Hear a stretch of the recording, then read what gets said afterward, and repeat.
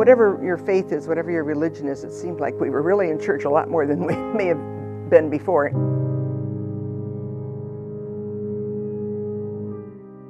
Many of my uncles were in the war. In fact, I think only Uncle Buster couldn't because he had such terrible vision, but he wanted to work at the Air Force Base anyway, so I'm not sure what he did over there in Colorado, but it wasn't the big one that we know about today. My Uncle Pete was in the European theater of the war, and my cousin Ray was in Japan and in the Philippines and some of that.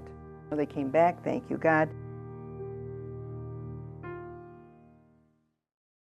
I grew up in Rockford, Illinois, was born in 1935, and first 2 years of my life we lived with the in-laws because that's part of what many of the old Italian families did. And then we lived on the corner of Auburn and Bluefield. We moved after 2 years to go there.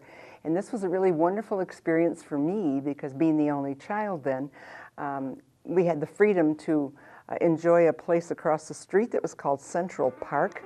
It was at the point of destruction, but it had a roller coaster and all these fun things that were still in part. And you just kind of played and created with your own mind ideas that you wanted. So it made war exciting from a point of view of an 8-year-old child now, and yet fearful because, of course, when you'd watch a movie, go to the movies, you would not only just see the movie blaring at you, not quite as loud as it is today, but also would be, you'd have a thing called film clips of the news of the day.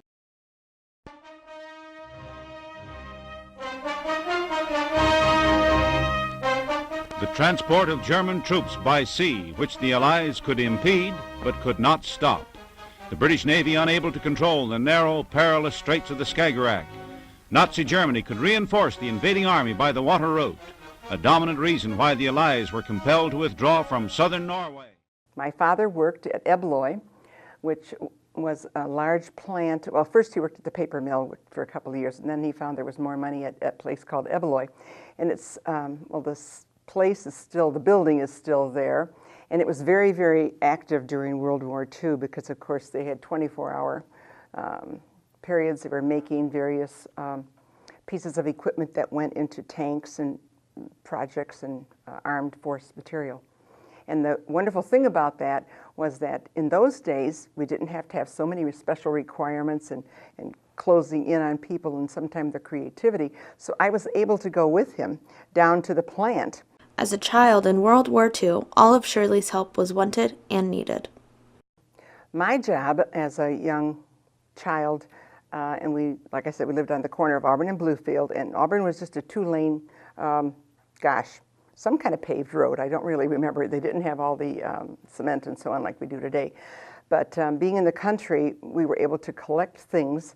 For example, during the war, they needed oil, grease, any of that liquid material of that category, and we would go around and collect it. Sometimes I would just go myself up and down about 4 or 5 blocks, and I remember in the wintertime especially, I had this big sled, and so I'd drag it behind me with boxes on the outside and go to the neighbor's house because everybody would get together in the neighborhood every so often.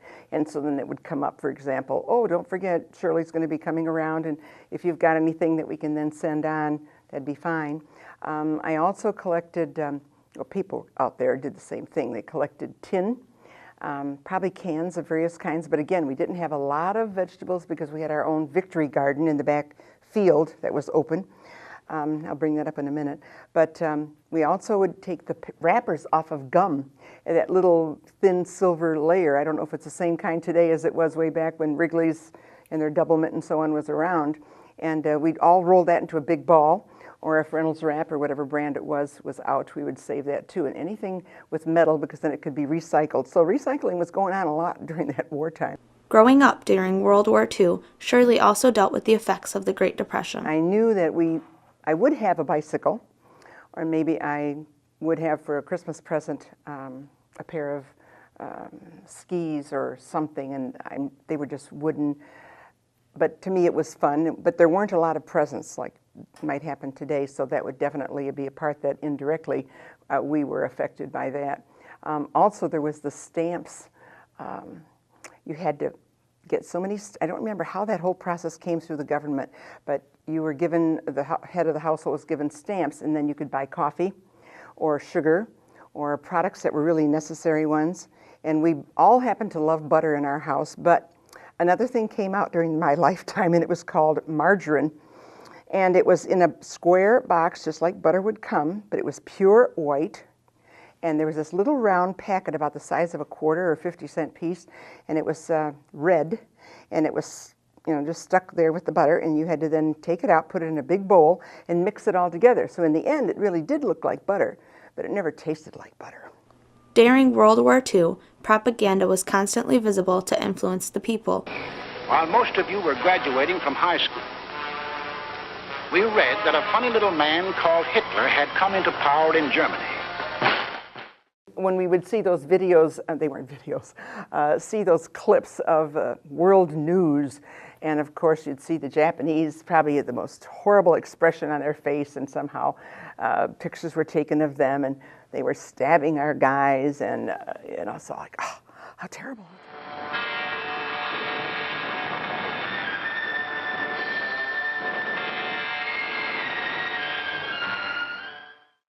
And I was given all kinds of free things at that time too, and now I know it's really tight with the money and the economy, but big posters that were maybe 2 by 3 feet, and they were in color, and it was tight, what is it, let's see, loose lips sink ships. There was always like a little phrase that they used, and then of course here's this big pair of lips over here, and there's a ship that's being sunk, because you talk too much about, army people or whoever it was, talk too much about where they were and what was happening. You couldn't write it, sure talk about it, and you shouldn't, and so that was something that was more making us more aware of what was going on. And so we always thought our people were going to be suffering the most and in pain the most too. And of course it went the other way too. One of the other was about the women, and you probably have all seen that one about the famous Rosie the Riveter, I think is what it was called, and she had a little babushka kind of tying that thing around her hair because you couldn't have your hair in your way, and it said, "We can do it too," or something similar to that. So, who else? You got all the men in the army and in the services, and so now who's going to help in the factories to continue on with the products that needed to be pushed, and especially the military products, all that. The Holocaust was the reason behind the war, and Shirley has many memories of the pain caused by the many deaths.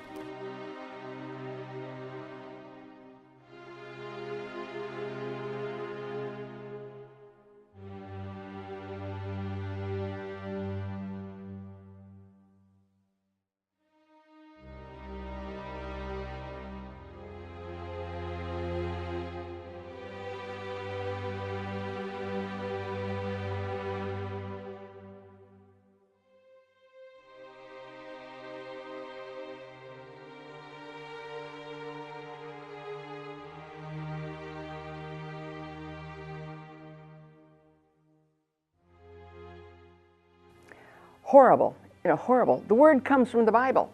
They took a holocaust of the sheep and the lambs to sacrifice them to the Lord. That's what you do. You gave a burnt offering to God for this.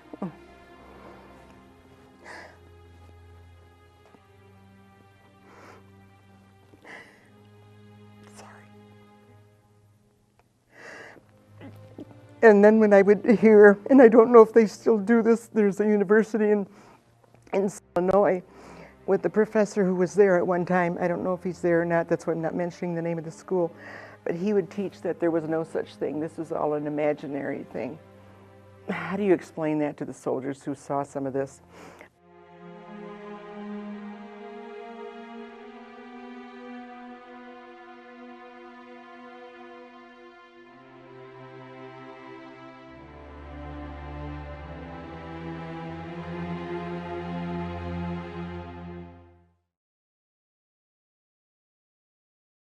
After facing many challenges throughout life, Shirley has a bit of advice for the younger generation. Maybe if we have a better understanding of some of this that's out there, hopefully we won't keep having the wars. But wars have been since caveman decided that Piltdown wasn't real in the first place, so we'll get rid of anybody who lives in Java, and we'll keep Cro-Magnon because he was smarter and could draw beautiful paintings on the caves.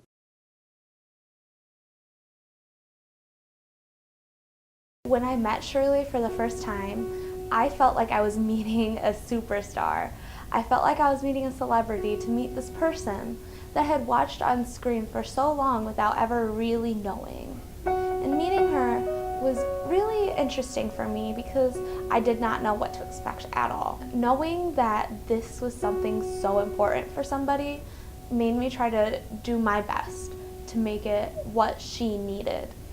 I wanted this documentary to be exactly what she wanted. I did not want any of myself to be put into it. But then I started to realize that I was more like Shirley than I thought I was. She wasn't this celebrity that had lived this glamorous life. Shirley was just a normal girl that lived in Rockford and had to experience the Great Depression in World War II as a small child. I can't imagine what I would do.